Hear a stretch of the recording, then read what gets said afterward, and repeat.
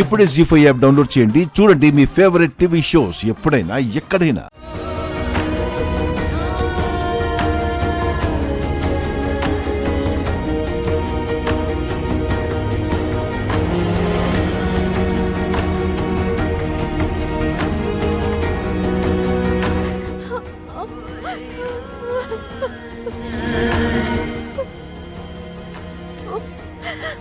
అమ్మా చామంతి, ఏంటమ్మా ఇది? సత్య ప్రమాణికంగా చెప్తున్నాను గురువుగారు, నేను కావాలని ఆ సింహాసనం మీద కూర్చోలేదు. పొరపాటున జరిగింది. కాలు జారి అనుకోకుండా దానిపైన పడిపోయాను. ఆడించేవాడి ఆటలకు అర్థాలు మానవ మాతృలకు అర్థం కావమ్మా. పొరపాటున పడ్డావని నువ్వంటున్నావు, కావాలని పడ్డావని రమాదేవి అంటోంది. ఆ పైవాడి లీలలని నేనంటున్నాను. చెప్పాను గదా తల్లి, నీది మామూలు జాతకం కాదు, మహర్జాతకం. ముందు ముందు నీ వల్ల ఎన్నో గొప్ప కార్యాలు జరగబోతున్నాయి. నాది గొప్ప జాతకమా? ఒకరింట్లో పనులు చేస్తూ వాళ్ళతో మాటలు పడుతూ బతికేడుస్తున్న నాది మహర్జాతకం ఏంటి గురువుగారు? మేనమామ కంసుడి చేతిలో ఈ బిడ్డ కూడా ఎక్కడ చనిపోతాడో అన్న తల్లిదండ్రుల చావు భయంతో పుట్టినవాడు కృష్ణుడమ్మా. ఆయన పుట్టుకేమీ పూలపాన్పుల మీద జరగలేదు. చెరసాలలో జన్మించాడు.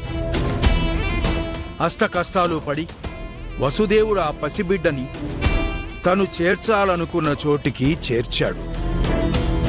మరి కష్టంలో పుట్టిన కిష్టయ్య దేవుడు కాకుండా పోయాడా?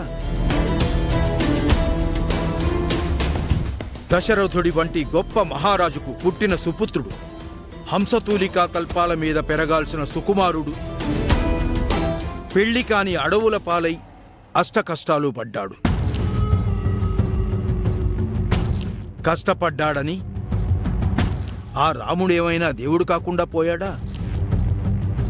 దేవుడే కష్టపడినప్పుడు మనుషులు కష్టపడటంలో ఆశ్చర్యమేముందమ్మా? కష్టపడుతున్నావంటే నీ జాతకం బాగోలేదని కాదు, నువ్వు గొప్ప స్థాయికి వెళుతున్నావు అని అర్థం. కష్టమనే మెట్ల మీద దేవుడు నిన్ను నడిపిస్తున్నాడంటే ఎవ్వరూ అందుకోలేనంత ఎత్తులో నిన్ను నిలబెట్టబోతున్నాడని అర్థమమ్మా. మళ్ళీ చెప్తున్నాను విను, నువ్వు మహర్జాతకురాలివి తల్లి, అందులో ఎలాంటి సందేహం లేదు. దీర్ఘాయుష్మాన్ భవ.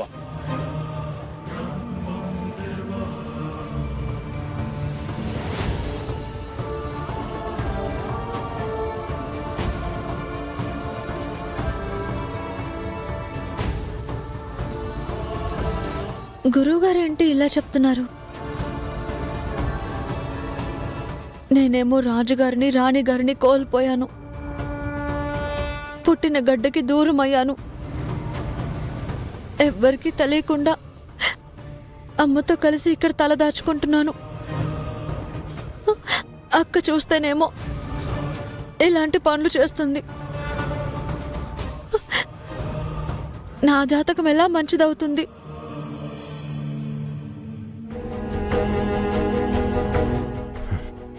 ఏంటి చామ్, అమ్మగారు కొట్టారని బాధపడుతున్నావా? మరి సింహాసనం మీద కూర్చుంటే కొట్టరా ఏంటి? ఏంటి చామ్, అమ్మగారు ఏం చేసినా సమర్థిస్తావు? ఆమెను ఏమైనా అంటే ఒప్పుకోవు. అమ్మ కొట్టిందని తిట్టుకుంటామా? ఆమె పెట్టిందని తింటున్నాము. తప్పు చేశాను కాబట్టి కొట్టింది, తప్పే ఉంది. నీ అంత గొప్పగా నేను ఆలోచించలేనులే.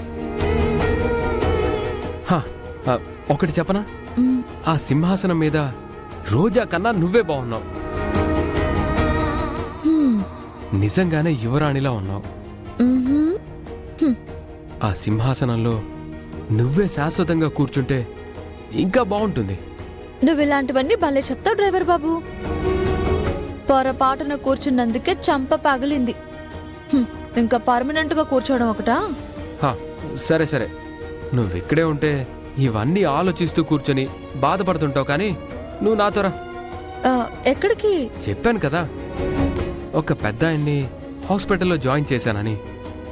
ఆపరేషన్ ప్రాసెస్ నడుస్తోంది, డాక్టర్తో మాట్లాడాలి. కానీ దానికి నేనెందుకు డ్రైవర్ బాబు? ఇక్కడిలా కూర్చొని బాధపడే కంటే నాతో పాటు బయటికి వస్తే నీకు మైండ్ ఫ్రీ అవుతుంది, నేను వెళ్ళిన పని పూర్తవుతుంది. ఓహో, వద్దు బాబు, మళ్ళీ అమ్మగారు పిలుస్తారేమో. తిట్టిన వెంటనే అమ్మగారు పిలవరు, అది బేసిక్ లాజిక్. కనిపిస్తే మళ్ళీ తిడుతుంది కాబట్టి. కనిపించకుండా ఉండడం ఇంకో లాజిక్. ఇంకేం మాట్లాడకుండా పద పద.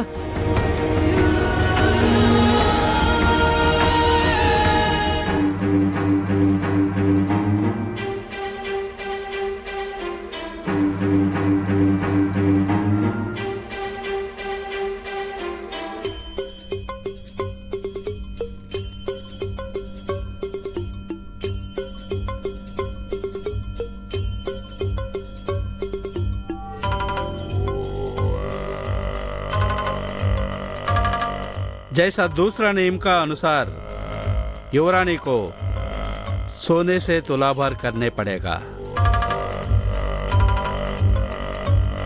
అమ్మా, మీరు యువరాణి గారిని కోడలుగా చేసుకోబోతున్నారు కాబట్టి రెండవ నిబంధన ప్రకారం యువరాణి గారిని కనకంతో తులాభారం వేయాలి.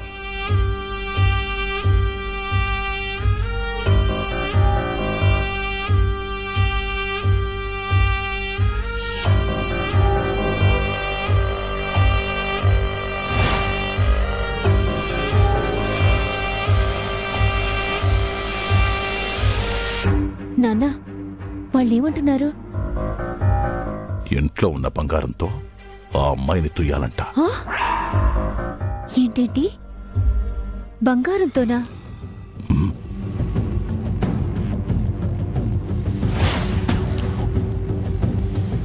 ఏమ్మా, మీకది అంగీకారమేగా? అభ్యంతరం ఏముంటుంది? తనని తూయగలిగేంత బంగారం నా ఇంట్లో ఉంది. మరొక్కసారి ఆలోచించుకోండి. యువరాణి గారిని కోడలుగా చేసుకోబోయే కుటుంబం వారు తమ ఖజానాలో ఉన్న కనకంతోనే తులాభారం వేయాలి. ఎట్టి పరిస్థితిలోనూ బయట నుంచి తీసుకురాకూడదమ్మా. ఈ రమాదేవికి అలాంటి అవసరం లేదు, రాదు.